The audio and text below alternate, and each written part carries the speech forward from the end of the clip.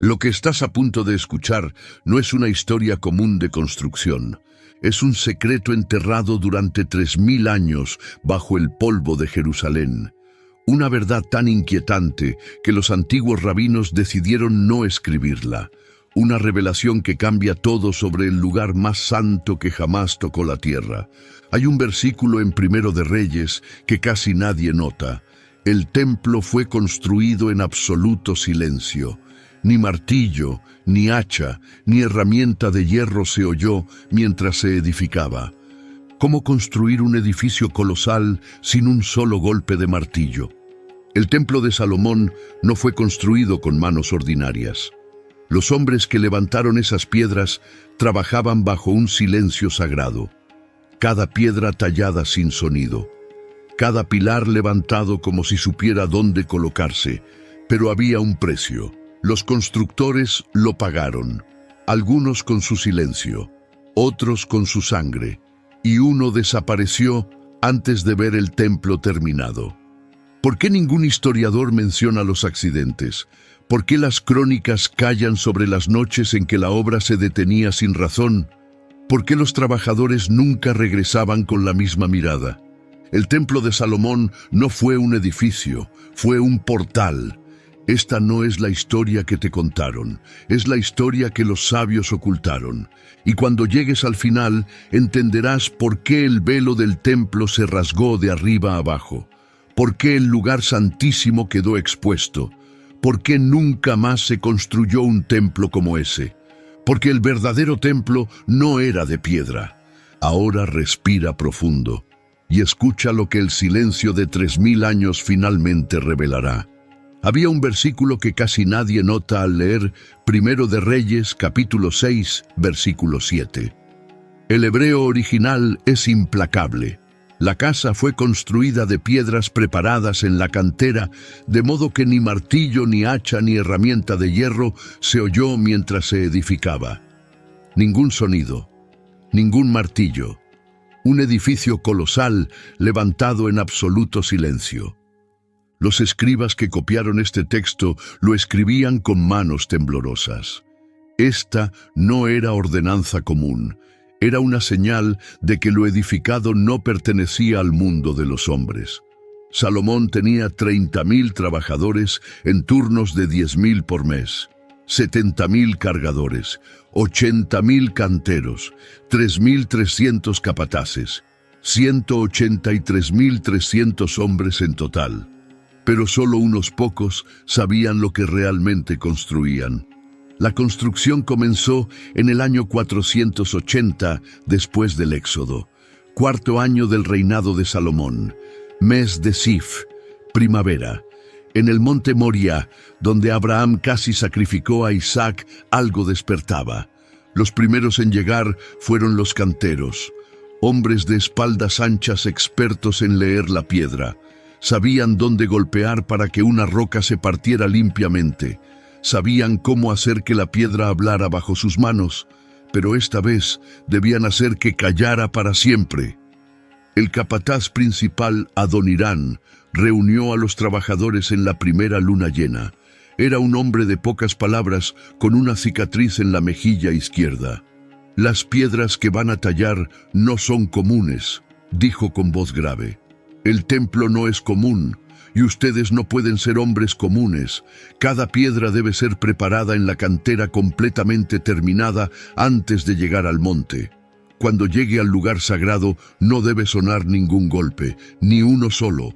Benajá, un joven cantero, levantó la mano. «¿Cómo aseguraremos que encaje si no podemos ajustarla? Porque van a tallar según el plano exacto. Cada medida, cada ángulo. No habrá margen de error. Si una piedra no encaja, tendrán que descartarla y comenzar de nuevo». El silencio cayó como mortaja. No pueden equivocarse. Esto no es solo construcción, es obediencia. Esa noche muchos no durmieron. Algunos temían fallar. Otros intuían que había algo más flotando en el aire como incienso antes de un sacrificio. A la mañana siguiente comenzó el trabajo. Los canteros fueron llevados a las canteras del norte. Piedra caliza blanca, dura como diamante. Había una cantera reservada para los bloques importantes, excavada en las entrañas de la tierra, donde la piedra era tan antigua que algunos decían que había sido formada en los días de la creación. Allí comenzaron, pero algo estaba mal desde el principio. El primer hombre en levantar su martillo sintió un escalofrío, como si alguien observara desde las sombras. Golpeó. El sonido resonó como un grito. Pero no era normal, era más profundo, como si la piedra se quejara. El hombre dejó caer el martillo. «Esta piedra no quiere ser tallada». Los otros se rieron. Uno tomó el martillo y golpeó. El sonido fue aún más extraño, como si algo dentro despertara. Y entonces sucedió. Una grieta apareció, pero no seguía la línea del golpe. Se extendía en direcciones imposibles, como si la piedra rechazara el toque humano. Adonirán apareció de las sombras. «Dejen los martillos», ordenó. «Usarán solo cinceles de bronce y trabajarán en silencio, absoluto silencio, ni palabra mientras tallen, solo manos y piedra». Y así comenzó la obra más silenciosa de la historia. Día tras día, los canteros tallaban en las profundidades, sin hablar, sin cantar, solo el suave raspar del bronce contra caliza. Y mientras trabajaban algo extraño empezó a suceder.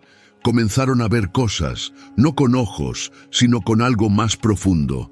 Visiones en el borde de su mente, imágenes de ángeles con alas de fuego, de criaturas con rostros indescriptibles, de un trono rodeado de luz tan brillante que dolía.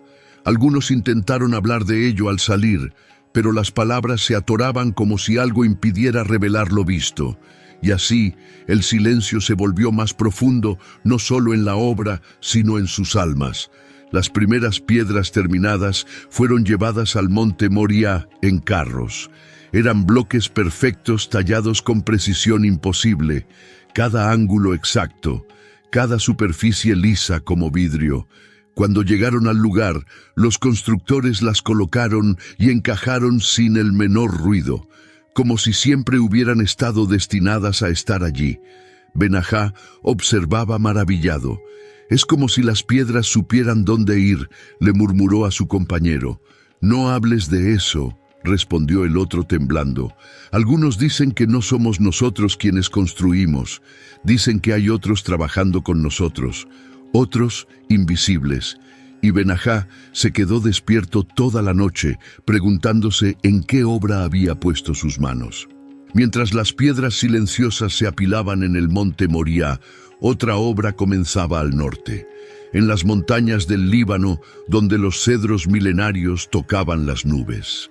Hiram, rey de Tiro, había enviado a sus mejores leñadores, hombres que conocían los bosques sagrados desde la infancia, que sabían qué árbol podía ser cortado y cuál debía ser dejado en paz. Pero esta vez las reglas eran diferentes. Salomón había especificado exactamente qué árboles debían ser cortados. No cualquier cedro, solo aquellos que cumplieran medidas precisas, cuya madera no tuviera nudos ni imperfecciones. Era como si tuviera un mapa invisible del bosque, como si supiera exactamente qué árbol había sido plantado por Dios mismo para ser parte del templo. Los leñadores tirios eran paganos. Adoraban a Baal y a Astarte. Hacían sacrificios bajo las mismas ramas que ahora debían cortar. Pero incluso ellos sentían que había algo diferente en esta tarea. El líder de los leñadores era Zabud. Tenía 53 años, había cortado más de 1000 árboles en su vida y podía predecir exactamente cómo caería un cedro con solo mirarlo. Pero el primer árbol que debía cortar para el templo lo hizo dudar.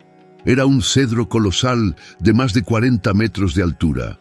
Su tronco era tan ancho que 10 hombres tomados de la mano apenas podrían rodearlo. Tenía al menos 300 años, quizás más. Y cuando Zabud colocó su mano sobre la corteza, sintió algo que nunca había sentido antes. El árbol estaba vivo de una manera diferente. No solo biológicamente vivo, sino consciente, como si supiera que este era el momento para el cual había crecido durante 3 siglos. Zabud dio un paso atrás. «No puedo cortarlo», murmuró. Sus hombres lo miraron sorprendidos. «¿Qué dices? Es el árbol perfecto, exactamente lo que pidió el rey». «Lo sé», respondió Zabud, «pero hay algo en él, algo que no debería ser tocado». Uno de los leñadores más jóvenes rió. «Es solo un árbol viejo, no tiene alma». Zabud lo fulminó con la mirada. «¿Cómo lo sabes? Has vivido 300 años con tus raíces bebiendo del agua profunda.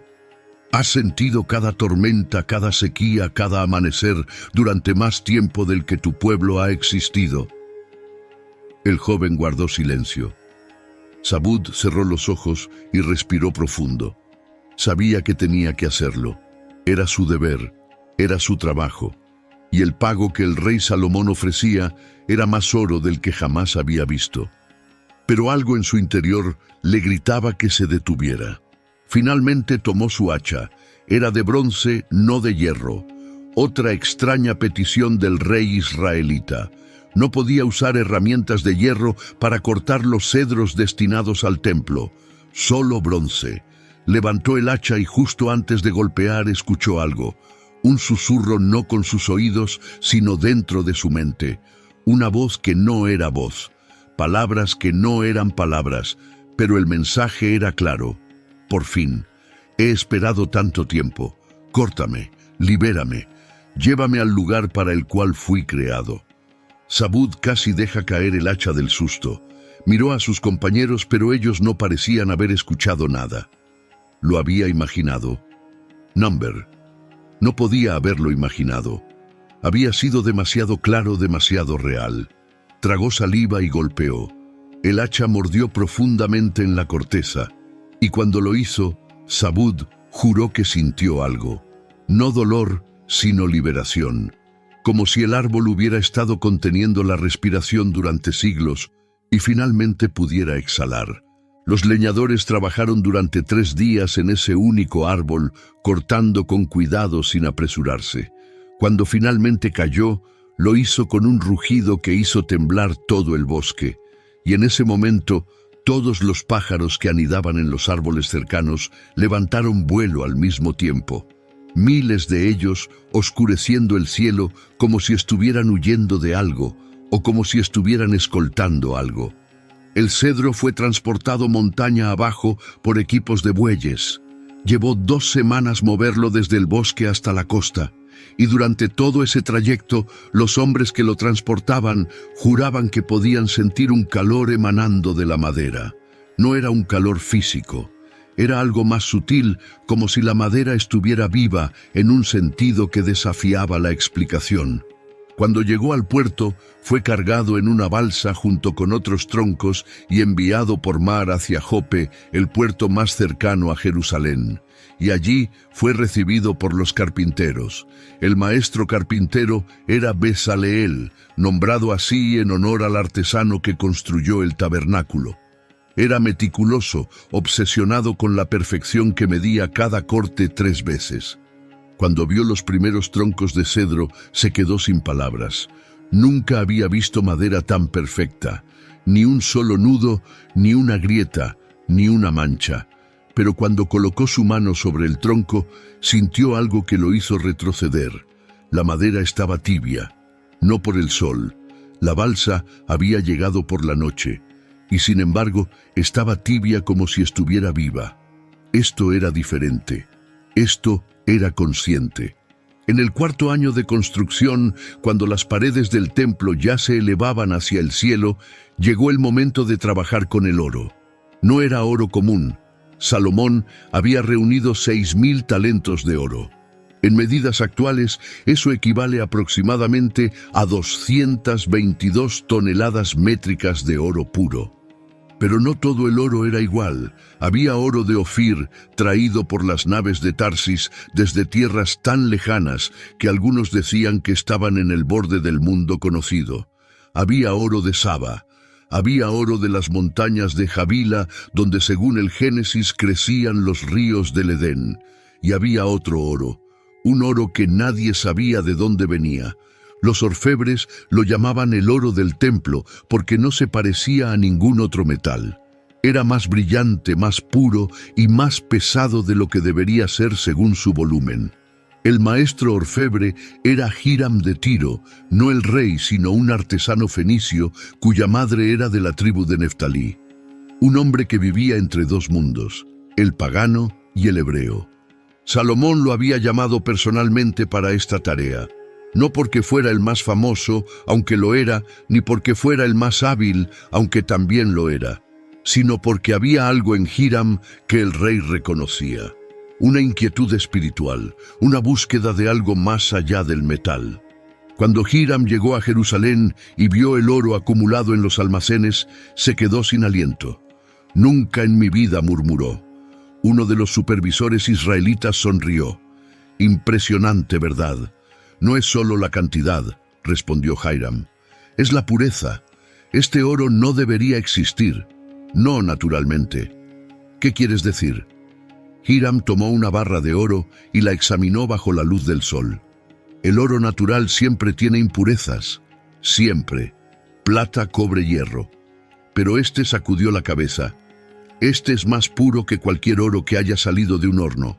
Es como si hubiera sido creado así, puro desde el principio». «¿Y eso es malo?» Hiram bajó la voz. «No es malo, pero es imposible. Y las cosas imposibles siempre tienen un costo. La primera tarea era crear los querubines para el lugar santísimo. 2 figuras de oro macizo, cada una de 5 codos de altura, con alas extendidas que tocaban las paredes del santuario.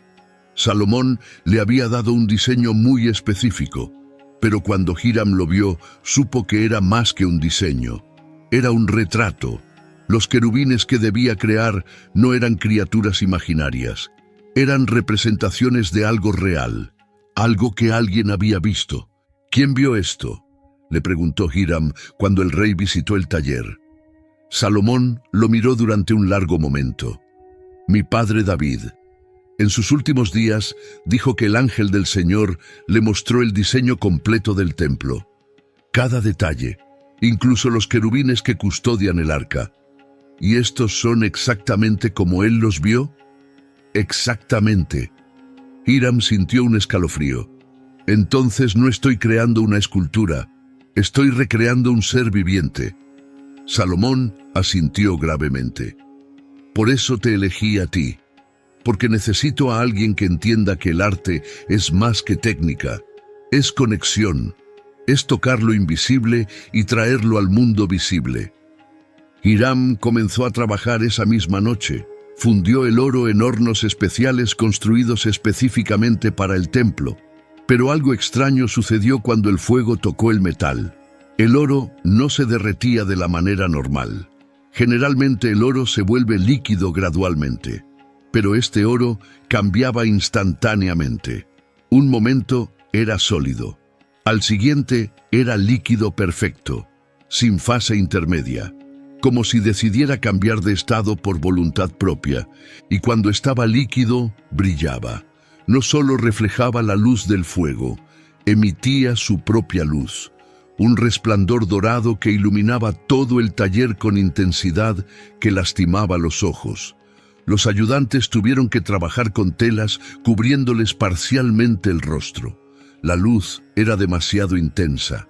«Es como el sol», murmuró uno, «como si estuviéramos fundiendo luz sólida». Hiram vertió el oro líquido en los moldes, y mientras el oro fluía, podía jurar que escuchaba algo, un sonido como de alas, no como el batir de alas de pájaros, sino algo más grande, más majestuoso, como si criaturas colosales estuvieran volando justo fuera de su rango de visión y el desplazamiento de aire alcanzara sus oídos como un susurro. Trabajó durante 3 meses en los querubines, cada día moldeando, refinando, puliendo, ajustando cada detalle, y cada día sentía que estaba siendo observado, no por los otros trabajadores, sino por algo más, algo que venía de arriba, como si los verdaderos querubines estuvieran mirando hacia abajo, asegurándose de que su representación terrenal fuera fiel. En el 7º año de construcción, cuando las paredes del templo ya brillaban con oro, comenzaron a suceder cosas que ningún supervisor se atrevía a reportar oficialmente. Los trabajadores desaparecían. No muchos, solo uno aquí, otro allá. Siempre en las noches, siempre después de trabajar en las secciones más internas del templo, siempre sin dejar rastro. Al principio se asumía que habían desertado, que el trabajo había sido demasiado para ellos. Pero las familias que venían a buscarlos traían una historia diferente. No habían llegado a casa. Habían desaparecido entre el templo y sus tiendas, un trayecto de apenas 500 pasos. Adonirán, el capataz principal, sabía que algo estaba mal, pero no sabía cómo informarlo sin sonar como un loco. ¿Cómo le dices al rey que los hombres están desapareciendo sin explicación lógica? Decidió investigar por sí mismo. Una noche después de que todos se habían retirado, Adonirán regresó al templo. Llevaba solo una antorcha y su determinación. Entró por el pórtico principal, donde 2 columnas masivas de bronce, Jaquín y Boaz, se elevaban como centinelas silenciosos. El interior estaba en penumbra. La luz de su antorcha apenas penetraba la oscuridad, que parecía más densa de lo normal, como si la sombra misma fuera más sustancial aquí. Caminó lentamente a través del lugar santo. Pasó junto a la mesa de los panes, junto al candelabro de oro de 7 brazos, junto al altar del incienso que aún no había sido consagrado, y llegó al velo. El velo que separaba el lugar santo del lugar santísimo. Era de lino fino tejido con hilos de azul púrpura y carmesí, y en él estaban bordados querubines que parecían moverse bajo la luz parpadeante de la antorcha. Adonirán sabía que no debía pasar. El lugar santísimo estaba reservado solo para el sumo sacerdote y solo una vez al año. Cualquier otro hombre que entrara moriría. Pero necesitaba saber, necesitaba entender qué estaba sucediendo. Extendió la mano hacia el velo, y justo antes de tocarlo, escuchó un sonido. No era el viento, no era un animal. Era como si el silencio mismo estuviera hablando, y lo que decía era una advertencia. Adonirán retiró la mano. «Perdóname», susurró. «No quería faltarte al respeto. Solo necesito entender». El silencio continuó, pero ahora había algo más en él. No amenaza, sino paciencia. Como si lo que habitaba más allá del velo estuviera esperando. No a Adonirán, sino al momento adecuado. Al día en que el templo fuera terminado y consagrado. Adonirán salió caminando hacia atrás sin dar la espalda al velo. Cuando llegó al pórtico, respiró profundo por primera vez en varios minutos. Y entonces vio algo que lo hizo detenerse. En el suelo cerca de una de las columnas había marcas, huellas, pero no eran huellas de pies humanos. Eran demasiado grandes, demasiado profundas, y había algo más extraño. No estaban completas. Era como si algo masivo hubiera caminado por allí, pero solo dejando impresiones parciales, como si no pesara completamente en este mundo. Adonirán se arrodilló para examinarlas. Pasó la mano sobre las marcas. Estaban frías, más frías que la piedra circundante, y cuando tocó el punto más profundo, sintió un escalofrío que le recorrió todo el cuerpo. Se levantó rápidamente y salió del templo. Esa noche no durmió. Y cuando el sol salió, convocó a una reunión con los supervisores principales. Bezaleel, el carpintero. Hiram, el orfebre. Los capataces de los canteros. «Hay algo en el templo», dijo sin rodeos. «Algo que no es humano». Los otros intercambiaron miradas nerviosas. «Todos lo hemos sentido», admitió Bezaleel. «Los carpinteros no quieren trabajar solos en el interior. Dicen que escuchan cosas, pasos donde no hay nadie, respiraciones que vienen de las paredes». Los orfebres también, añadió Hiram. «El oro reacciona a algo. A veces se calienta sin razón. A veces brilla más de lo que debería, como si algo lo estuviera tocando desde el otro lado». Adonirán asintió. ¿Y los canteros? Uno de los capataces se aclaró la garganta. Los hombres que trabajan en los cimientos más profundos dicen que el monte está hueco por debajo, que hay cavernas, y que a veces escuchan cosas que suben desde las profundidades. ¿Qué clase de cosas? Cantos, respondió en voz baja. Pero no son cantos humanos, son otra cosa, como si algo muy antiguo estuviera despertando. Se hizo un silencio tenso. Voy a hablar con el rey, decidió Adonirán. Cuando fue llevado ante Salomón, el rey estaba en su trono revisando los planos. A su lado estaba Natán, el profeta anciano y sabio. Majestad, comenzó Adonirán. Hay algo que debes saber.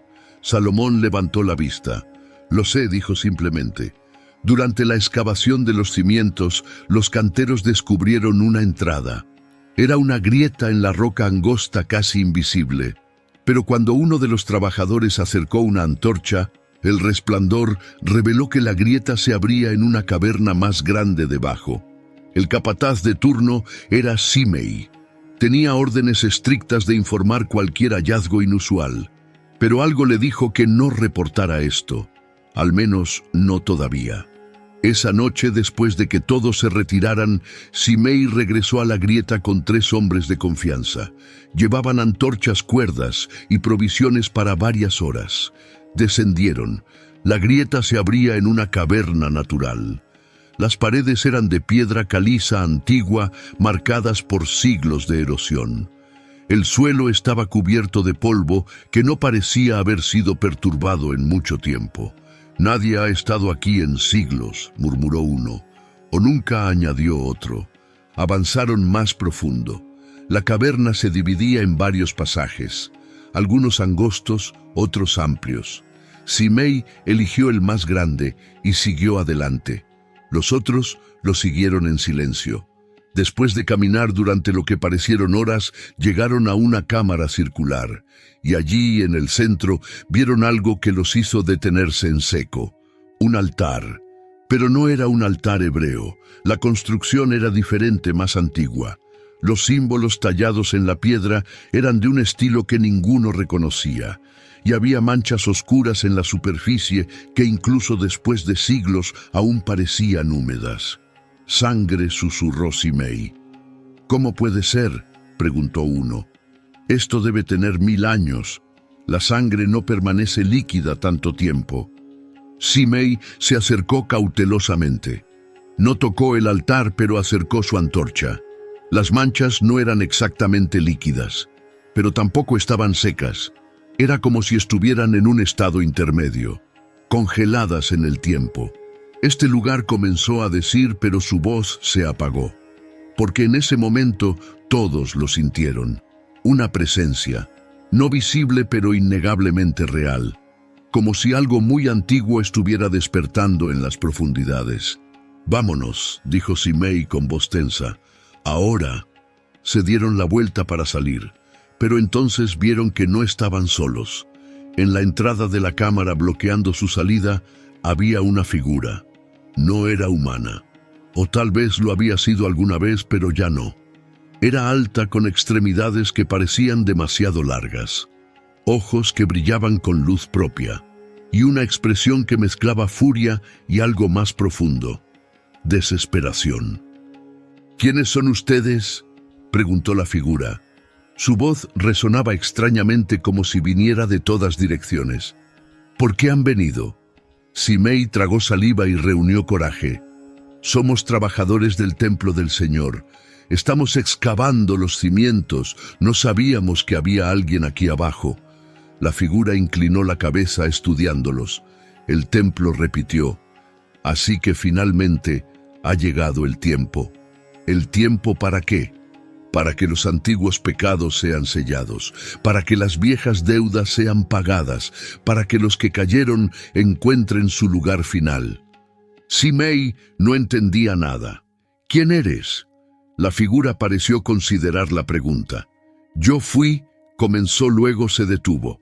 «Yo era uno de los que servían en el primer templo, antes de Salomón, antes de David, antes de los jueces, cuando la adoración se hacía en lugares altos y los hombres aún recordaban los nombres verdaderos. «¿El primer templo?», preguntó uno de los trabajadores. «Pero este es el primer templo». La figura rió. Era un sonido terrible sin alegría. No conocen su propia historia. El templo que construyen ahora no es el primero. Es apenas el último eco de algo mucho más antiguo. Algo que existió antes del diluvio, antes de que Adán nombrara a los animales. Simei sintió que su mente se fragmentaba. «Eso es imposible». «Lo imposible es relativo», respondió la figura, «especialmente aquí, en este monte, donde Abraham casi sacrificó a Isaac, donde el ángel señaló el carnero, donde el cielo tocó la tierra por primera vez después de la caída». La figura dio un paso hacia ellos. «¿Saben por qué este lugar fue elegido para el templo?», continuó. «No por accidente, no por conveniencia, sino porque es un ancla, un punto donde la realidad está cosida, donde mundos que no deberían tocarse están forzados a coexistir». «No entiendo», murmuró Simei. «Claro que no. Nadie entiende. Ni siquiera Salomón entiende completamente lo que está construyendo.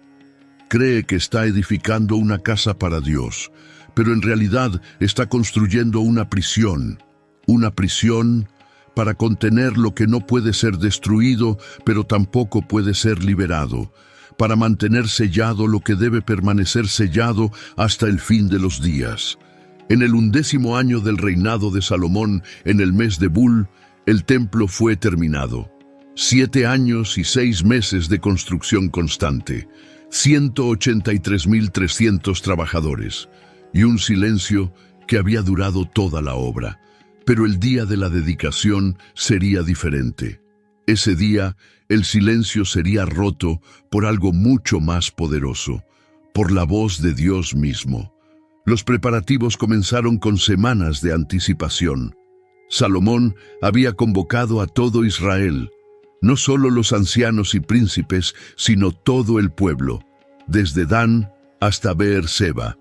Una multitud tan grande que los escribas dejaron de contar después de llegar a 1 millón. El arca del pacto fue traída desde la ciudad de David. Los sacerdotes la cargaban sobre sus hombros vestidos de lino blanco. Y mientras la procesión avanzaba lentamente, el pueblo cantaba los salmos de ascenso gradual.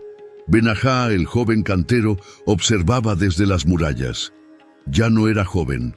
7 años y medio de trabajo duro habían cobrado su precio. Tenía ahora 32 años, esposa, 3 hijos, y cicatrices que contaban historias que nunca podría explicar.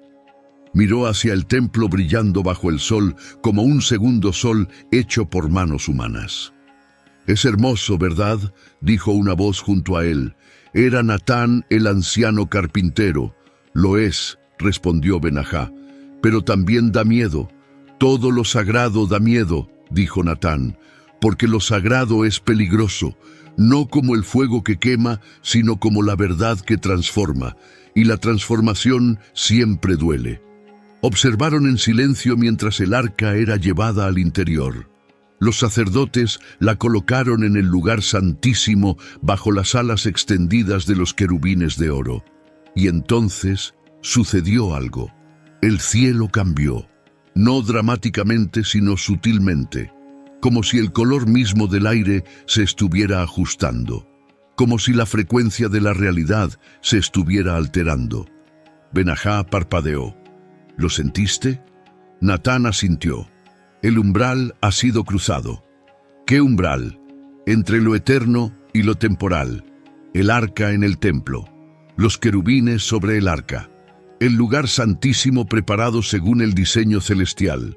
Todo está alineado ahora.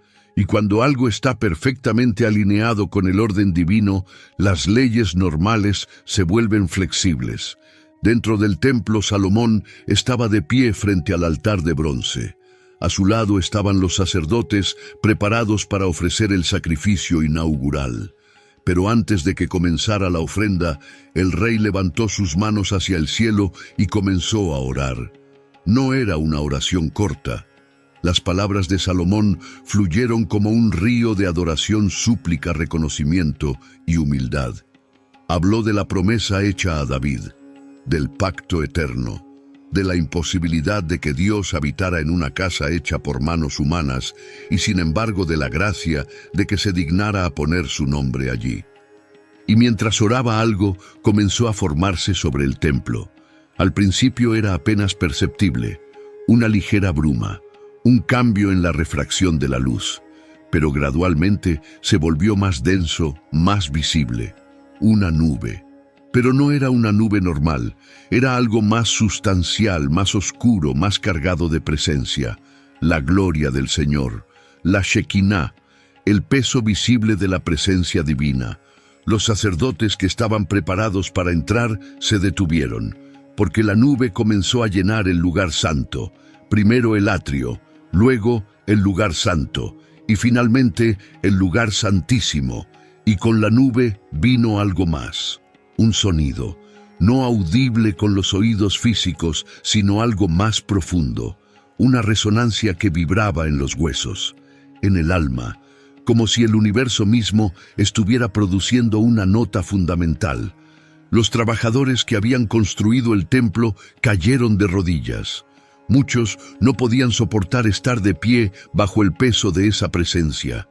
No era opresiva, era abrumadora, como intentar mirar directamente al sol.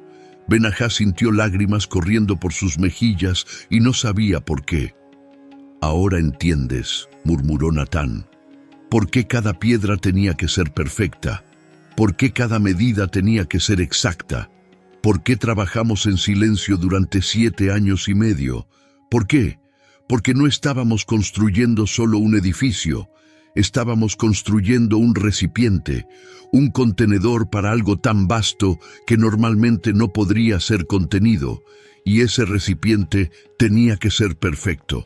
Cualquier imperfección y todo se habría derrumbado bajo el peso de la gloria». 5 años después de la dedicación, Benajá caminaba por Jerusalén con sus 3 hijos. El mayor tenía ahora 12 años, el menor apenas 5. Todos llevaban en sus ojos la inocencia de quienes nunca habían experimentado lo que su padre había vivido. Pasaron junto al templo. Ahora era el centro de la vida nacional. 3 veces al año todo Israel subía para las grandes fiestas. Los sacrificios diarios llenaban el aire con aroma de incienso y carne quemada. El hijo mayor miraba el templo con asombro. «Padre, ¿es verdad que ayudaste a construirlo?» Benajá asintió. «Es verdad». «¿Cómo fue?» «Debe haber sido increíble trabajar en algo tan hermoso». Benajá se detuvo, miró a su hijo, y por un momento consideró contarle la verdad. Toda la verdad. Las cosas extrañas que había visto, los sonidos que había escuchado, los hombres que habían desaparecido. Pero vio la inocencia en los ojos de su hijo y decidió que esa carga no era para él. «Fue duro», dijo simplemente, «pero también fue un honor. No todos pueden decir que pusieron sus manos en la casa del Señor. ¿Volverías a hacerlo?» Benajá rió, pero era una risa amarga. «Number, una vez fue suficiente».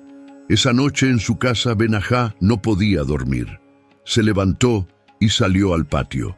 El cielo estaba despejado, lleno de estrellas, y en la distancia podía ver el templo iluminado por las antorchas de los guardias. Su esposa Abigail salió a buscarlo. «¿Otra vez?», preguntó suavemente.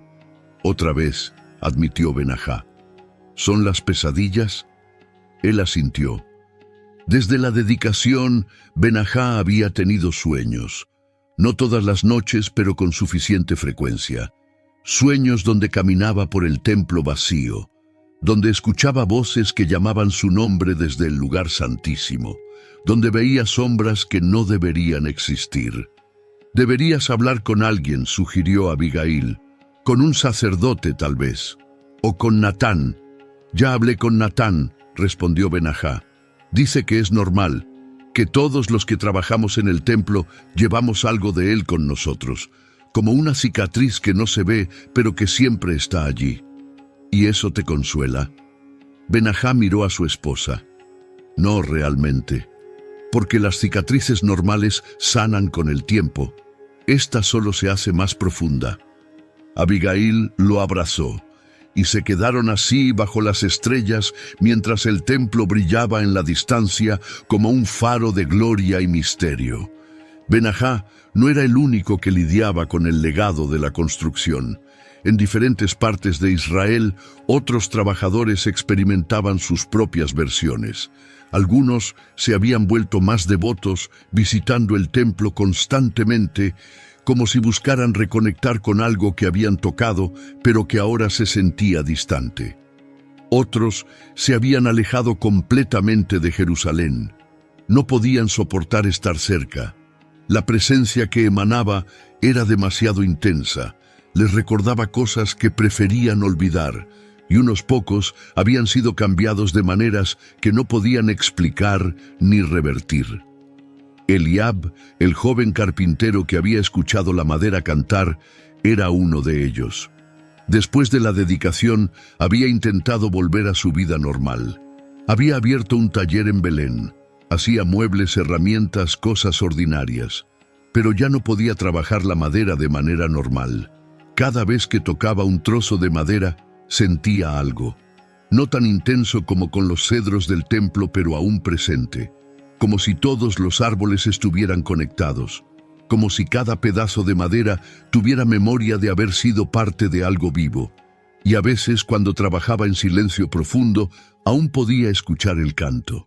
Sus clientes notaban que sus trabajos eran extraordinarios, muebles que parecían fluir en formas perfectas, herramientas que encajaban en la mano como si hubieran sido hechas específicamente para cada persona. Pero Eliab no podía explicarles por qué. ¿Cómo podía explicarles que ya no era completamente él quien hacía el trabajo? Que había aprendido a escuchar la madera, a dejar que ella le dijera qué forma quería tomar. Una tarde, un hombre rico de Jerusalén vino a su taller. «Me han dicho que eres el mejor carpintero de la región. Necesito una mesa, algo especial. Puedo intentarlo», respondió Eliab. «¿Qué clase de mesa? Algo que impresione a mis invitados». Eliab sintió tristeza. «No puedo hacer eso». El hombre frunció el ceño. «¿Qué quieres decir? Te pagaré bien». «No es cuestión de pago», explicó. «Es que la madera no trabaja así. Al menos no para mí. No puedo forzarla a impresionar. Solo puedo dejarla ser lo que está destinada a ser». El hombre lo miró como si estuviera loco y se fue sin decir más. Y Eliab se sentó en su taller rodeado de madera que susurraba canciones, preguntándose si había pagado un precio demasiado alto. 40 años después de la dedicación, Salomón yacía en su lecho de muerte. Era un anciano, el cabello blanco, la espalda encorvada. Los ojos que una vez brillaron con sabiduría, ahora velados por la fatiga de haber visto demasiado.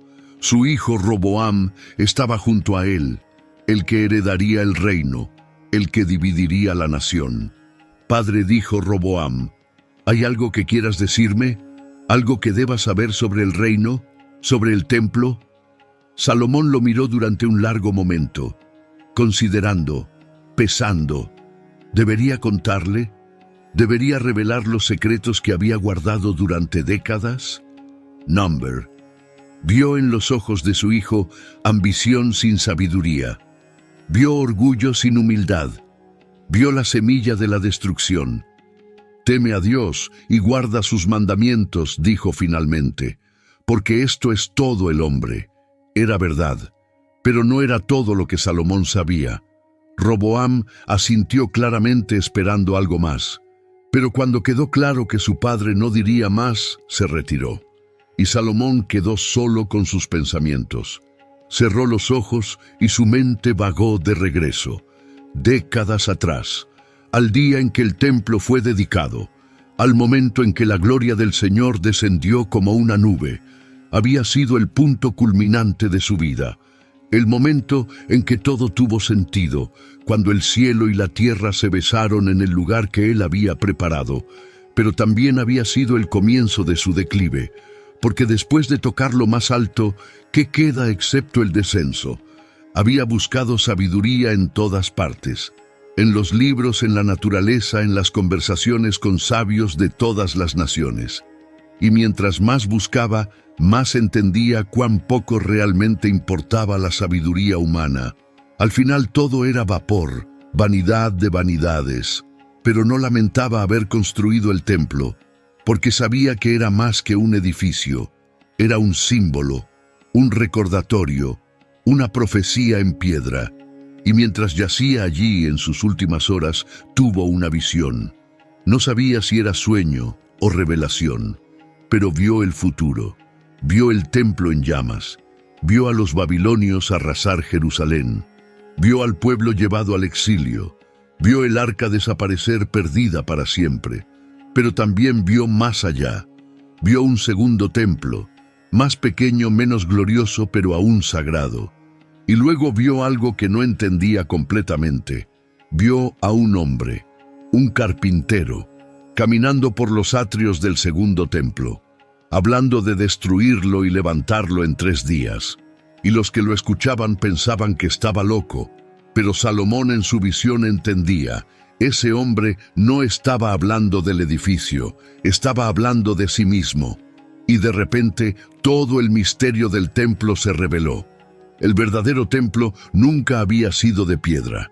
El verdadero templo era un cuerpo, un lugar donde Dios habitaría no parcialmente, sino completamente, humanamente, literalmente, y ese cuerpo sería destruido, y sería resucitado, y se convertiría en el templo eterno que ninguna mano humana podría construir. Salomón abrió los ojos bruscamente. ¿Realmente había visto eso? ¿O era solo el delirio de un hombre moribundo? No lo sabía con certeza, pero sentía que era verdad, con una certeza que iba más allá de la lógica. Levantó una mano temblorosa y llamó a un escriba. «Escribe», ordenó con voz débil. El escriba preparó su pergamino. «¿Qué debo escribir, mi señor?» Salomón cerró los ojos, reuniendo las últimas fuerzas. «Escribe esto. El templo que fue construido es sombra del templo que vendrá. Las piedras que no hicieron ruido profetizaban de aquel que vendría en silencio. Los querubines de oro señalaban hacia aquel cuya gloria no puede ser contenida, y el velo será rasgado cuando el verdadero cordero sea sacrificado». El escriba escribió apresuradamente, aunque confundido. «¿Qué significa esto?» «Significa», dijo Salomón, su voz apenas un susurro, «que todo lo que hemos construido era solo el comienzo. La verdadera obra aún está por venir». 386 años después de que Salomón cerrara sus ojos, el templo aún se erguía en Jerusalén. No exactamente el mismo, había sido saqueado, reparado, reformado, pero la estructura esencial permanecía, y cada día miles subían al monte Moría para adorar, para ofrecer sacrificios, para buscar la presencia del Dios que había prometido poner su nombre allí. Pero algo había cambiado. Los sacerdotes más ancianos lo sabían, los profetas lo susurraban, los sabios lo lamentaban en silencio. La gloria se había ido, no visiblemente. El templo seguía siendo hermoso, los sacrificios continuaban, los rituales se cumplían con precisión, pero la presencia densa, abrumadora, tangible que había descendido en la dedicación, esa ya no estaba. El lugar santísimo seguía siendo santo, pero estaba vacío. El arca había desaparecido durante el exilio. Algunos decían que había sido escondida, otros que había sido destruida. Nadie lo sabía. Y sin el arca, el lugar santísimo era solo una habitación vacía donde el sumo sacerdote entraba una vez al año y rociaba sangre sobre nada, sobre el lugar donde solía estar. Era un ritual de memoria, una actuación de esperanza, una oración silenciosa de que algún día la gloria regresaría. Fue en este contexto que Jesús nació en Belén, no en el templo, sino a pocos kilómetros, en un establo entre animales, tan lejos de la gloria del templo como era posible imaginar. Y sin embargo, cuando fue llevado al templo 40 días después, 2 personas viejas lo reconocieron. Simeón, que había estado esperando toda su vida ver al Mesías, lo tomó en sus brazos y dijo: «Ahora, Señor, puedes dejar ir a tu siervo en paz, porque mis ojos han visto tu salvación». Y Ana, una profetisa que había pasado décadas orando en el templo, comenzó a dar gracias y a hablar del niño a todos. Ellos sabían. De alguna manera en ese bebé, ellos reconocieron lo que todos los rituales del templo habían estado señalando durante siglos: la presencia de Dios, no en una nube, no en un arca de oro, sino en carne humana. El verdadero templo había llegado. 30 años después, ese mismo niño, ahora hombre, entró en el templo que Herodes había embellecido y encontró el atrio exterior convertido en mercado. Cambistas, vendedores de animales, ruido, caos, comercio, y algo en él se quebró. Hizo un látigo de cuerdas y volcó las mesas. Echó fuera a los vendedores, y mientras lo hacía gritó: «Está escrito, mi casa será llamada casa de oración, pero vosotros la habéis convertido en cueva de ladrones». Los líderes religiosos estaban furiosos. ¿Quién era este carpintero de Nazaret para interrumpir sus sistemas? ¿Para desafiar su autoridad? ¿Qué señal nos muestras para hacer estas cosas?, demandaron. Y Jesús respondió con palabras que no entendieron: «Destruid este templo y en 3 días lo levantaré». Se rieron. El templo de Herodes había tardado 46 años en construirse. 3 días, imposible. Pero él no estaba hablando del templo de piedra, estaba hablando del templo de su cuerpo. Y aunque ellos no lo sabían, estaban a punto de hacer exactamente lo que él había dicho: destruirlo. 3 años después Jesús fue arrestado, juzgado, condenado y crucificado en una colina llamada Gólgota, justo fuera de las murallas de Jerusalén. Y mientras moría, algo extraordinario sucedió en el templo.